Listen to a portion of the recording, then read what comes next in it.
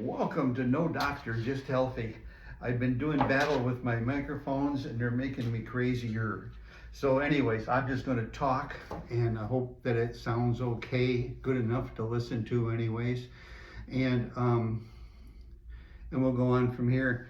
And I was thinking about a number of things, and here, this is a little call it a thought board. I'm really horrible about making notes and stuff, and I really sound like a robot if I read a script. I just can't do it. And it's good to be here. I was on vacation, and I over this winter I've gained 30 pounds, and in the last a little bit over a month I've lost 20 of them. See, that looks so much better. I mean, I was really drooping. I only want to lose 10 more pounds because us seniors seem to have a little trouble with wasting is the word I want to use. You see how some of us get so skinny and all the meat is just hanging off our bones. We start looking like a skeleton wearing a meat jacket or something. But it's not good. And part of that dilapidation that we get is a lack of muscles. See, I'm still there. I'm still there. My bones aren't sticking out like, skeletons, like I said. But the thing is that your muscle is your heart is a muscle too. Yeah. So when your muscles are deteriorating, just think that your heart is a muscle too. And actually, we talk about. Heard a guy on the internet lately say, "Death starts in the legs." Well, I kind of understand what he's talking about. You see how many people wobble around, and yeah, some of it's damage and all this kind of stuff, but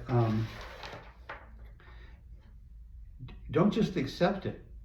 My doctor used to always tell me that anything that was going on with me was because I was getting older, and here's a prescription for it. Subscription? Right on the pad, and they give it to you, and you go get medicine, and you eat the medicine forever, maybe. Well, that's not the stuff that I talk about when I talk about it up here. I talk about things like when people have negative thoughts about vitamins, minerals, and all that. Well, they might have some reason for that, but most of it is just not knowing, I have things that I have taken that I've quit taking, and let me just clarify something here now. I used to say I'm recovering. People would say, "Well, why do you spend so much time on health?" I said, "Well, I'm recovering from my first 70 years." And they go, "What?" I go, "Oh yeah, I ate horrible for 70 years." And that just shows how resilient a body can be. And I drank a lot too. Oh my gosh, I drank a lot. But I haven't had a drink now in 38 years, so I ought to be recovered from that pretty good. But I'm working on it. And funny thing is that I carried so many problems with me for so many years, and all I got was, I don't think I really even saw a doctor until I was maybe 50, at least over 50. You maybe see one once in a while for a cut hand. I cut my hand pretty good one time, and so work sent me to the doctor, and I went and they sewed it up, but that's not what I'm talking about. I'm talking about you wake up in the morning and your hands hurt, your knuckles are not working right. or all of a sudden, you're too tired to get up the stairs. You really don't want to go for a walk because you just think it's too hard. Just too hard to walk all the way around the block. You got to do that once in a while. If you do that every day in the afternoon, and you haven't been doing that, but if you do that every day, I can promise you, you're going to feel better. And I don't know what to do if it doesn't happen, but a lot of this stuff doesn't work. All these ideas, and things. A lot of this stuff doesn't work if you're loading yourself up on sugar every day. Sugar is a monster. And just to show you, like I said, how resilient your body is, your body keeps fighting that. And that intrusion of sugar. Sugar doesn't belong to people. Our first million years of life, on the planet didn't include sugar. It might have included sugars, sweet things, like what the heck's wrong with a berry, and or banana. Well, now as time goes on, up around 50, now this is weird. People always say, oh, wait till you're 50, you're going to gain weight, It's amazing that they're right. Everybody doesn't have to gain weight, but it takes some effort to not gain weight. But what happens is that our pancreas does a lot of work every day, and every time you eat, every bite you take can either trigger it or not trigger it. So I'll tell you things like a pork chop does not trigger your insulin response. It is no problem with your blood sugar. People, they don't like pork. No, don't. I'm not going to go with this. I heard this, I heard that. I'm not talking about that. I'm talking about what's happening. And eggs are so full of proper mineral, vitamins and minerals for us that we should eat a number of them a day. I eat, 2 or 4 of them a day. And I know that people eat a lot more than that, but let's level off here somewhere. I eat 2 or 4. And it's so good. And the funny thing is that eyes really count. Now this is stuff that you should be looking up. Like, I'd like to see everybody have a notepad, have the No Doctor Just Healthy notepad and a pen. And when I'm sitting here babbling on, because I don't go by any schedule, I say what I'm feeling, So if I say something about walking around the block, ask your search engine, on your computer, or go to the library and read about exercise for seniors, or exercise for longevity, or exercise for disease deflection or something, just do something like that. It's funny that I drove here today, but it's cold out, and I have a car, and I guess I'm getting lazy. I gotta watch that, because I can just park it, or I can just start doing lazy things, and I'll start having lazy problems, like sore joints, or lack of wind. I seem to be a highly winded person, but but you get what I'm talking about? Taking care of yourself. And I brought along a bunch of stuff to talk about today. These are different kinds of things that I've used through the years, and I've kept every bottle, so I've got a ton of bottles. But there's a chance to do this again. I'll make another video. But We got to take care of ourselves. And I haven't quite heard people talk on my comments like I'm getting talk on comments, and it's all good. Everybody's like friendly, and I think that's awesome. But you know what? If I say something wrong, tell me. Please just let me know. And if you're wrong, after you tell me that I'm wrong, and if you're wrong, I'll tell you back. Unless you tell me you don't want to hear from me. But there's so much stuff. And let's get into this doctor stuff. I'm no doctor, just healthy. Okay, I'm a healthy, good 77 years old guy that has a little trouble with his brain, but my brain was hurt when I was about 18 or 20 when I was in the service. And it got significantly scrambled. It got boiled is what happened. So I got overheated, horrible. I was in a fire for hours.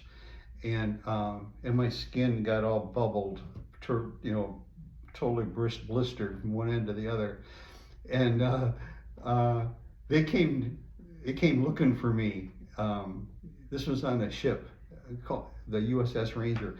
They came on looking for me, the damage crew, and everybody's talking through these air breathing masks. It's rebreathers. Anyways, it supplies us oxygen in that thick smoke that you'll get from burning fuel oil, burning tires, stuff like that. The burning ammunition seems to take care of itself. It just clears the room out. But kidding. But that's some stuff I did though. I was a special firefighter. That was one of the headings, as one of the side jobs they used to give you in the service.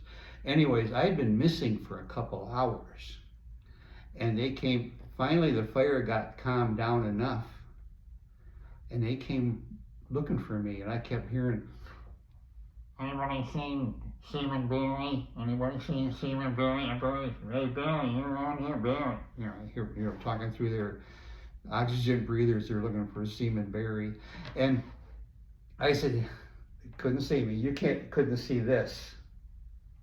It was burnt badly.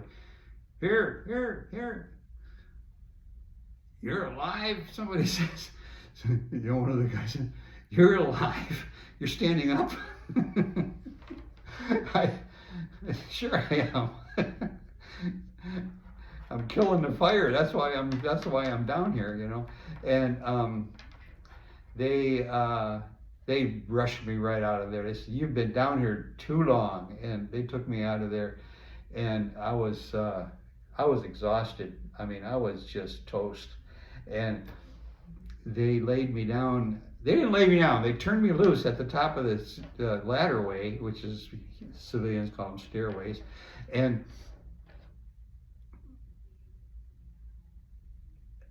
they said, "Hey, there he is. He's right there.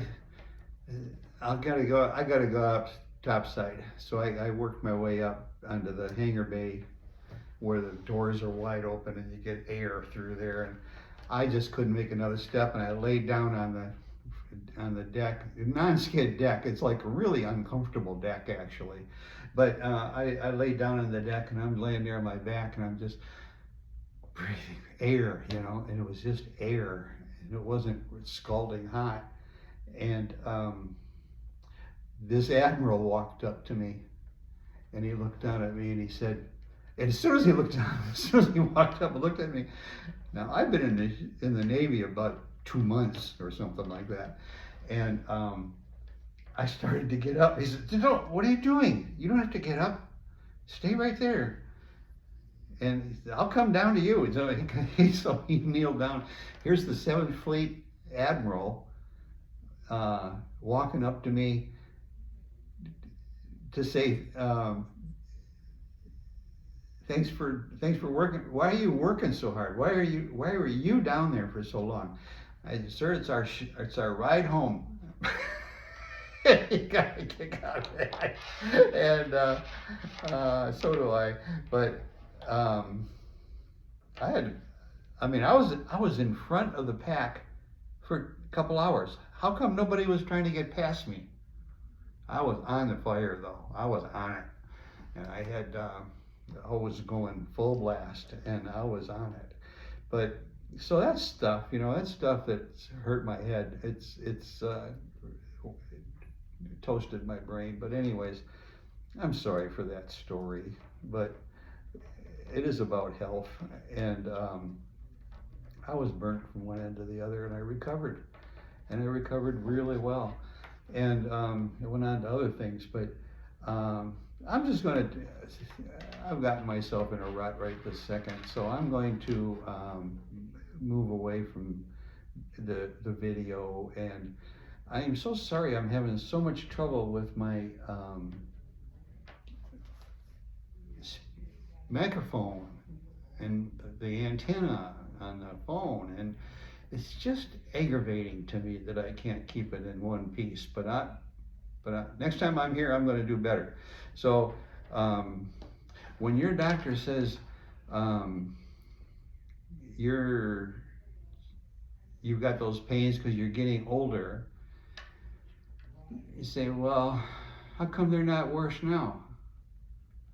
They go, what? What? Well, I'm older than I was when I walked in here. How come they're not worse?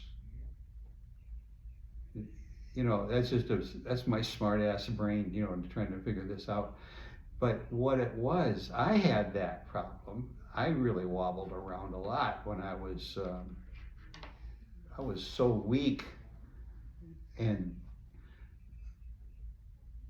I would wobble around. I couldn't get up and down stairs safely. I fell down all the time. I mean, really often. Or if I was trying to walk across the main road near my house, I might get, how the roads have a crown on them? You got one lane going that way, one going that way, and there's a crown on the road. Well, if I'm walking across the road really fast, it would get ahead of me sometimes, and I might stumble going up the crown. And if I made it over, I might end up walking too fast going down the other side and run into the curb and trip and fall on the grass. And that's not healthy. That's a sick guy. And today I ride an electric unicycle and I run around the block. I can run high speed, full, they call it high intensity interval training, and I can do that. Run really hard, and it kind of shocks people when I go shooting past a jogger or something. But there's a technique to it. You can look it up. HIT, HITT, HIIT, high intensity interval training, and it's really a awesome thing for adding on to your extended life. But when I got started on all this health stuff, it was because I got diagnosed as, I was pre-diabetic for years, and I knew it. I didn't know what that meant. I didn't know that meant I had this much diabetes already. I didn't know my eyes were already deteriorating from it, directly from it. Not because I was old, but directly from the type 2 diabetes. And that my nerves were losing their potency, losing their connections, which is a brain full of neurons and all that also are losing their connections. It's not easy to make that happen. So when the doctor told me that, she said it kind of like, congratulations, you made it over the line. Now here's your trophy. That's what I thought I was going to get next, was a trophy. Well, what I got was a prescription for some kind of drug for curing diabetes or something, which, by the way, never does cure it. It just treats it enough to get you down the road.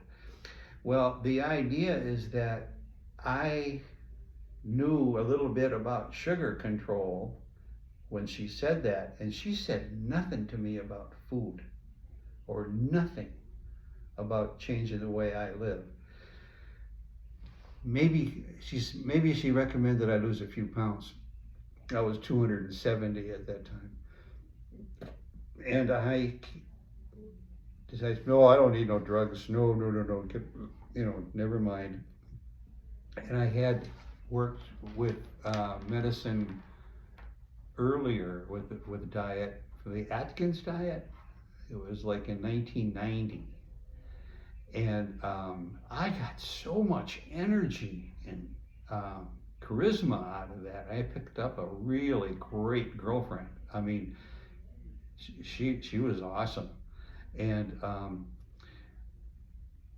we had a wild time for some time, and then one day she told me a lie, and I caught her, and I shouldn't say that we never went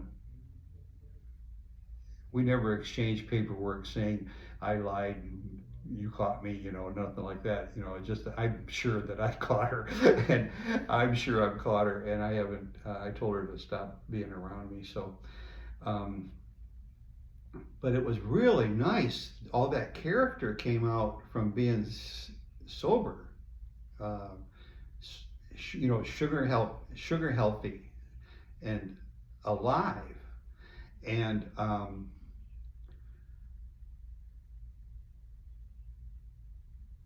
anyways, after we broke up, and I found that I have some inner demons that became very active, and I decided that I would eat at her. I ate every plate of spaghetti I ever skipped, every hot fudge cream puff I ever fought off, I ate donuts for breakfast, and I would be the guy sitting in a restaurant eating a grilled cinnamon bun, which seems to be pretty good to me, while I was waiting for my strawberry waffle to be delivered. And I tell you, I was just eating horrible. I went on like that for a few years, and quite a few years actually. And I deteriorated so bad that I became a type 2 diabetic. And that got my attention because I also worked in a VA hospital. And when I was working in the VA hospital, I was pushing people around to their appointments in wheelchairs or in stretchers. And a lot of people were going to dialysis, and a lot of people were going up to the